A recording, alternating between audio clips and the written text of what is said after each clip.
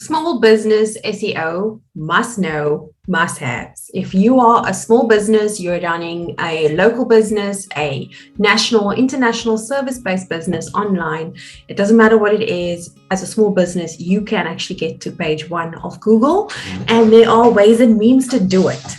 Okay. So there are 7 points that I'm going to talk you through, which actually means that you'll get to page 1 on Google. Point number 1, season your content with keywords.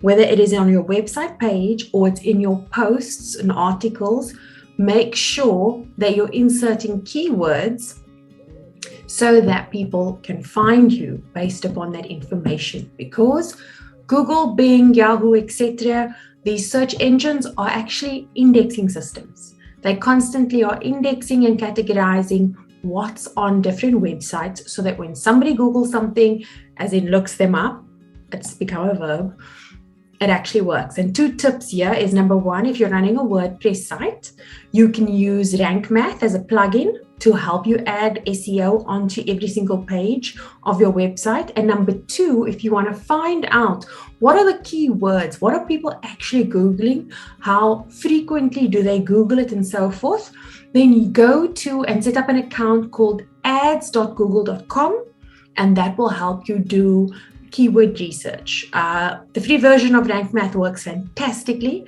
definitely amazing. So definitely go with that, and your ads Google account is free. Point number 2, the article or post that you're writing or your web page should be well structured. It should have a purpose, and it should always be written from the customer or reader's point of view. It's very important that people can understand the information from their point of view. Point number 3, there are certain must-haves when you create content that goes onto a website, whether it's in a post or on a website page. The first one, most importantly, is about the headers. There's something called an H1, H2, H3, different types of headings, and that simply means this is the main heading, the subheading, and the sub-subheading. Okay, it's important that you have your titles in there, your headers in there, and that those phrases specifically tie into your keywords and tie into what that page is about, because again, Google is an indexing system.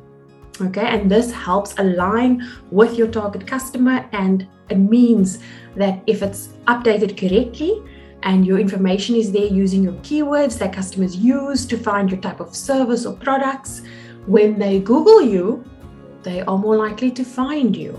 Another must-have in content is make sure that it is visually well structured and grammatically correct. If possible, you make a video that you host on YouTube and link it into that page. Why? Because videos rank on the first page of Google. It is one of the easiest ways to get to the first page of Google. Number 2, any picture or video that you actually add onto your website that you've filled in the metadata, you've written at least a 6-word description about what that picture, that image, that video is about.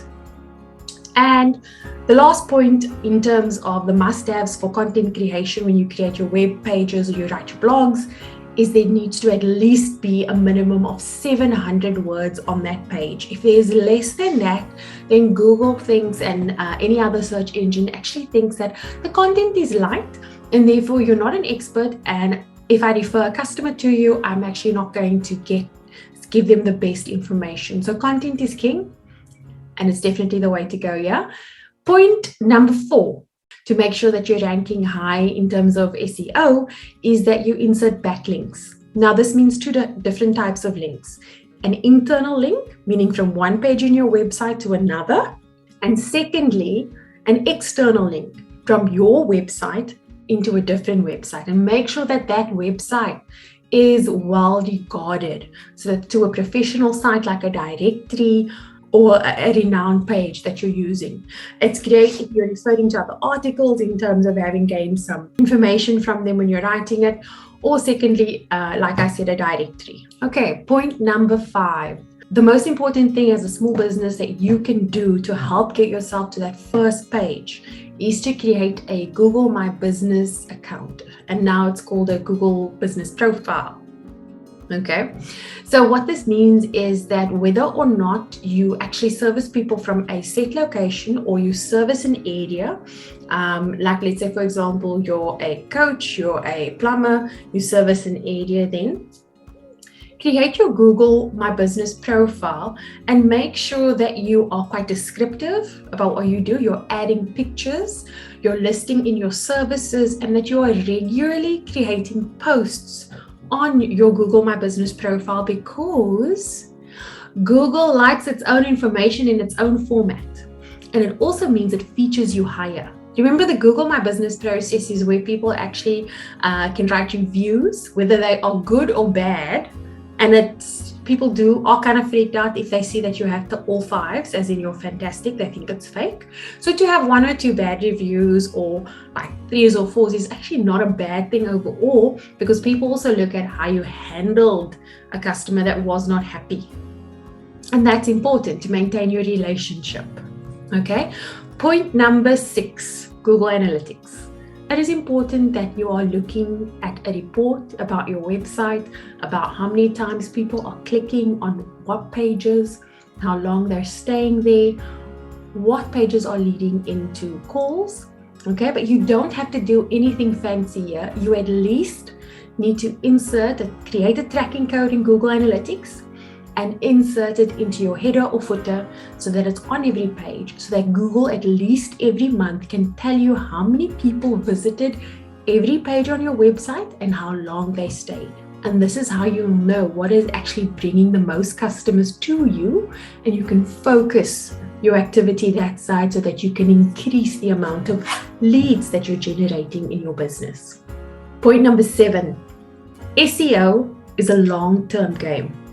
Okay, I am so grateful that I started SEO 3 years ago when I started my business, and I was actively posting on Google Posts. I was actively adding posts, blogs to my website and promoting them, and updating my website, because I can see the payoff now. I can see how the amount of people visiting my site has increased and how it's paying off for me business-wise. Make sure that you are at least refreshing your website once a year, and that once a month you're sitting down and you're making posts onto your Google My Business profile.